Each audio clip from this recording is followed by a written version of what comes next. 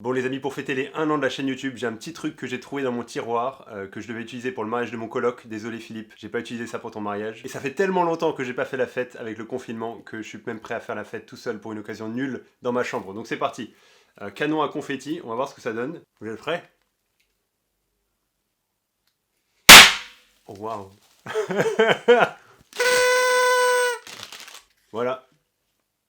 Ah oui, il y a beaucoup quand même, hein. Bon, on va finir cette vidéo, et puis on verra la question du nettoyage après. Bon, ce que je voulais faire dans cette vidéo à la base, avant d'avoir cette idée un petit peu débile, c'était de faire une vidéo questions-réponses. Donc vous m'avez posé pas mal de questions sur Instagram, sur YouTube, etc. Et je vais y répondre une par une, je vais pas répondre à tout, mais à une petite sélection. Et voilà, de manière informelle, des questions sur un peu plein de trucs. Donc c'est parti. La première question, quel a été l'élément déclencheur dans ta vie pour que tu démarres cette chaîne YouTube? Le confinement. Non, c'est vrai, en plus c'est le confinement. J'avais déjà en tête de faire des vidéos sur YouTube parce que voilà, il y avait pas énormément de choses de chaînes chrétiennes sur YouTube et je me disais bah pourquoi pas produire du contenu chrétien et des vidéos où on parle de théologie sur YouTube. Mais j'avais jamais vraiment creusé cette idée. Je me suis dit bah je le ferai un jour, je le ferai plus tard, etc. Et puis l'idée devenait de plus en plus importante dans ma tête et je me suis dit bon bah allez, faudrait vraiment que j'y réfléchisse sérieusement. Et du coup j'avais cette idée en tête et le confinement est venu et je me suis dit bon bah là c'est vraiment le bon moment de le faire parce que j'ai plus de temps, les gens ont plus de temps. Donc si je me lance pas maintenant, je me lancerai jamais. Et du coup c'est pour ça qu'il y a 1 an tout pile en fait, presque jour pour jour, le 18 mars je pense, je sortais ma première vidéo sur cette chaîne. Alors je veux pas du tout faire genre, là je fais une vidéo de 1 an, voilà confetti machin, je réponds aux questions. Mais je veux pas du tout avoir de prétention par rapport à ça. Enfin, c'est tout petit et c'est voilà, je fais les vidéos un peu dans mon quotidien comme je peux avec ce que j'apprends de Dieu et de la parole et ce que je veux partager à d'autres. Et je suis juste encouragé de voir comment Dieu utilise ça, comment vous dites que ça vous encourage et merci Seigneur pour ça. C'est le tout début et bah, si ça sert à 10 personnes tant mieux, si ça sert à plus de personnes tant mieux. Voilà, je veux juste le faire en voulant partager ce que j'ai à cœur et ce que je trouve qui est merveilleux dans la parole et qui doit être connu par d'autres personnes. À quand un prochain épisode de Théologien au balcon? Alors ça c'est une super question, on voit que la personne qui pose cette question c'est un vrai de vrai du tout début. Théologie au balcon c'est une série, une série de 2 épisodes, les séries sont pas très longues chez moi, que j'ai lancé le confinement dernier parce que j'étais sur mon balcon avec une superbe vue et avec mon coloc et on discutait de théologie, de machin, de trucs et on s'est dit ah mais ce serait trop cool de filmer ça et de faire voilà, des vidéos YouTube là-dessus, théologie au balcon, où on est sur un balcon, on prend l'apéro, et puis on discute de théologie librement comme ça. Alors on a lancé, on a fait deux épisodes, c'était super, mais après, bah, malheureusement, on fait ça à Bruxelles, et du coup à Bruxelles, c'est pas l'endroit où on peut le plus facilement possible faire des partenariats avec le soleil. Donc ça a été plus compliqué et l'été est venu, on est parti, machin, bouger, etc. Et quand on est revenu en septembre, bah, la météo était pas top top et du coup depuis là c'est de pire en pire. Alors aujourd'hui il y a un grand soleil, il fait pas super chaud mais il y a un grand soleil et le soleil commence à réapparaître petit à petit donc je pense qu'on va reprendre bientôt Théologie Balcon. En tout cas j'ai pas oublié l'idée. Qu'est-ce qui a changé chez toi en 1 an? C'est vraiment dur de répondre à ces questions-là. J'espère qu'il y a des choses qui ont changé positivement. Ma croissance dans la grâce, ma lutte contre le péché, que je suis plus ressemblant à Jésus que je l'étais il y a 1 an, j'espère. C'est le but de la vie chrétienne. C'est assez difficile de répondre à ces questions et en fait c'est assez difficile en tant qu'être humain d'avoir du recul sur nous-mêmes, de dire bah, qu'est-ce qui a changé chez nous parce que bah, on vit avec nous-mêmes tous les jours. C'est pas une grande révélation que je dis là, mais c'est juste qu'on n'a pas beaucoup de recul sur soi-même et du coup on a besoin d'avoir d'autres personnes qui nous disent ah mais je remarque que tu as changé dans tel ou tel domaine, je remarque que Dieu agit dans tel ou tel domaine de ta vie. Et là c'est encourageant et des personnes comme ça, bah, c'est celles qu'on a dans l'église locale. C'est pour ça que l'église locale est si importante et qu'on a besoin de gens qui nous connaissent, qui nous voient vivre et qui nous voient grandir avec le Seigneur. Mais c'est aussi une bonne chose de prendre des temps d'arrêt pour regarder en arrière, un peu comme si tu fais une randonnée. Bah, au bout d'un moment, tu t'arrêtes et tu regardes en arrière pour voir tout le chemin que tu as accompli et tu dis ah ouais quand même, on a pas mal marché depuis le début. Où tu prends un plan et tu dis ah ouais quand même, on a bien avancé.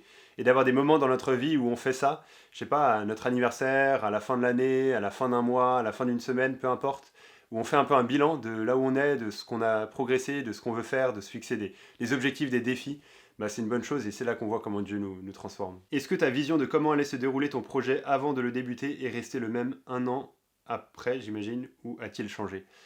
C'est une bonne question, j'ai pas trop réfléchi à ça. Je pense que ça a pas changé dans l'idée principale de rendre la théologie accessible, de rendre des vérités profondes accessibles et montrer comment ça transforme, comment ça impacte notre vie. Mais la manière de le faire a peut-être un peu changé, je pense déjà dans le style de mes vidéos. Ça fait que 1 an, mais j'ai déjà honte de regarder mes premières vidéos. Et probablement dans 5 ans, j'aurai honte de regarder la vidéo que je suis en train de faire maintenant. Mais bon, c'est juste la vie, il faut avancer et pas se soucier de ce que les autres ou nous-mêmes on peut penser de nous. Mais ça a changé aussi dans le sens où le confinement est passé par là, beaucoup plus long que ce que j'avais prévu. Et du coup, à la base, je voulais faire des vidéos beaucoup plus dynamiques dans le sens, pas juste rester tout seul dans ma chambre, mais aller voir des gens, les rencontrer, parler avec eux, voir ce qu'ils pouvaient apporter, ce qu'ils pouvaient partager. Et donc beaucoup plus en format vlog, mais j'ai quasiment pas pu faire ça, à part à quelques 2-3 vidéos, je pense, à Noël ou des trucs comme ça, ou cet été. Donc ça, j'espère que dans les mois, les années à venir, alors que le confinement va disparaître peu à peu, ça sera de nouveau le cas sur ma chaîne YouTube. Calvin ou Arminius? Calvin, évidemment.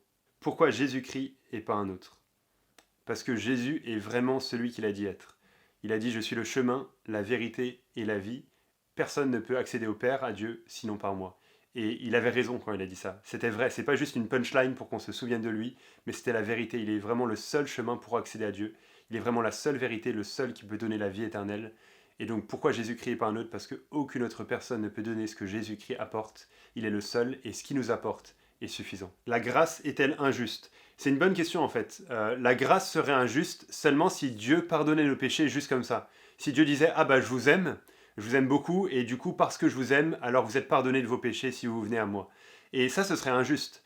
Et ça montre le danger de mettre tout l'accent sur l'amour de Dieu sans parler de ce que Christ a accompli à la croix et sans parler de l'idée de jugement de Dieu. Mais la grâce de Dieu telle que la Bible présente, c'est pas juste ça. C'est pas juste Dieu qui pardonne nos péchés en disant « Voilà, vous êtes sympa, je vous aime, donc je vous pardonne. » Mais c'est Dieu qui pardonne nos péchés parce que Jésus a payé pour ces péchés-là. Dieu qui enlève le jugement qu'on mérite parce que Jésus a pris ce jugement à la croix. Et c'est pour ça que ce que Jésus a fait sur la croix, c'est si important. Jésus a pris sur lui nos péchés, il a pris sur lui le jugement qu'on méritait, la condamnation qu'on méritait, pour que la punition que mérite le péché soit payée, pour que le coupable soit puni. C'est comme si nous, on était unis à Jésus à la croix, et que la condamnation qu'on méritait lui a été imputée. Et en conséquence, en échange de ça, de la foi qu'on place en Jésus, sa justice, sa vie parfaite nous est imputée, elle est mise à notre compte.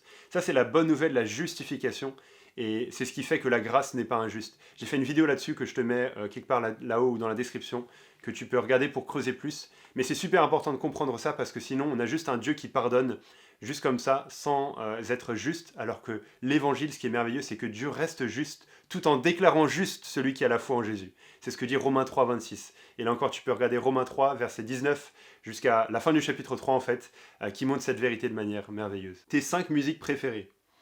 Ah, c'est dur ça comme question. Alors je vais prendre Spotify et je vais vous dire les 5 chansons que j'écoute le plus en ce moment. Alors désolé, c'est en anglais. Si vous voulez en français en fait, mes chants préférés, ils sont ici, c'est le CD Écriture. C'est vraiment excellent, tu peux trouver ça sur Instagram, Écriture Musique, je pense, je le mets ici. Donc voilà, ça c'est en français. Maintenant en anglais, alors attention, prépare-toi à l'accent anglais. Just a Closer Walk with Thee de Paul Zach et Paige CXVI. Je suis nul pour lire les chiffres romains. Mais ça franchement elle est excellente cette chanson, je l'aime trop. Elle me fait vraiment du bien, je mets mes écouteurs, j'écoute ça le soir. C'est vraiment calme, c'est vraiment bien et les paroles sont magnifiques. Ensuite, This My Soul de The Grey Heavens. Ensuite, When I Survey the Wondrous Cross, ça j'aime trop, c'est un vieux cantique du passé et je trouve ça magnifique. Et j'écoute la version de Sandra McCracken. Ensuite, ouais, en ce moment, ça c'est un que j'ai découvert il n'y a pas très longtemps et je l'aime vraiment. Praise the King de Shane & Shane. Si tu connais pas Shane & Shane, va écouter, c'est vraiment excellent. Et enfin, alors ça c'est, le style est un peu plus vieux, et donc je suis pas forcément fan du style, mais je trouve les paroles et la mélodie magnifiques. C'est A Place on the Earth de Fernando Ortega. Voilà, ça c'était le petit cours d'anglais du jour. Tu peux noter mon accent anglais sur 10 en commentaire, je ne serai pas offensé. Ok, allez, on termine avec une question les amis. C'est quoi ton rêve? Mon rêve, c'est de voir le plan de Dieu s'accomplir. Et ce qui est merveilleux quand on a ce rêve, c'est que ça va s'accomplir. Je te lis un passage dans Apocalypse 7, et je termine la vidéo avec ça. Donc c'est la vision que Jean il a de la gloire à venir, de l'éternité à venir, et il dit « Après cela, je regardais, et je vis une foule immense que personne ne pouvait compter. C'était des hommes de toute nation, de toute tribu, de tout peuple et de toute langue. Ils se tenaient debout devant le trône et devant l'agneau, habillés de robes blanches, des feuilles de palmier à la main. Et ils criaient d'une voix forte « Le salut est à notre Dieu qui est assis sur le trône et à l'agneau. » Mon rêve c'est ça, c'est de voir ce plan de Dieu s'accomplir, d'être un jour dans la gloire en voyant Jésus face à face, avec des gens qui sont issus de tout peuple, de toute nation, de toute tribu, de toute langue, qui auront été rachetés par le sang précieux de Jésus. Ça, c'est le plan que Dieu va accomplir.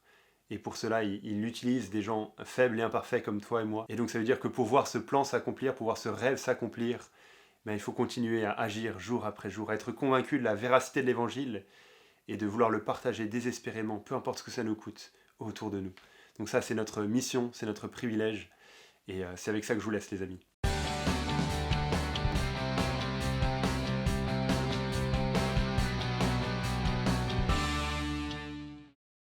Et sinon, si quelqu'un veut venir faire le ménage, bah franchement, il n'y a pas de souci. Hein. Où est-ce que tu commences? Quand tout, il y a des confettis partout. Bonne question, hein.